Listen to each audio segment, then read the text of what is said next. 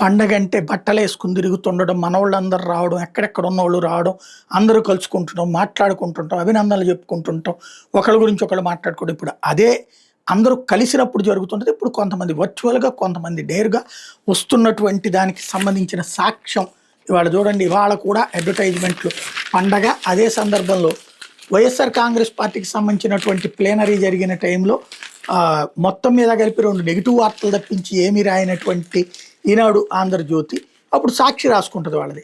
ఇప్పుడు ఈనాడు, జ్యోతి మేము న్యూట్రల్ అంటారు కదా, బట్ వీళ్ళు తెలుగుదేశం పార్టీ కార్యకర్తలుగానే పనిచేస్తారన్నది ఓపెన్ సీక్రెట్.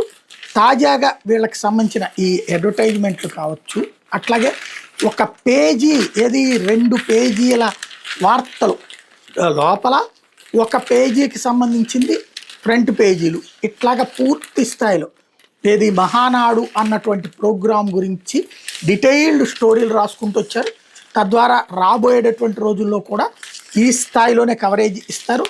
అది తెలుగుదేశానికి ఒక అదృష్టం వీళ్ళు అన్నటువంటిది.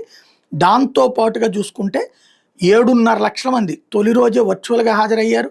1875 క్లస్టర్లకు విస్తరించారు. రికార్డులు సృష్టించాం అన్నటువంటి చంద్రబాబు గారు స్వయంగా ప్రకటించారు.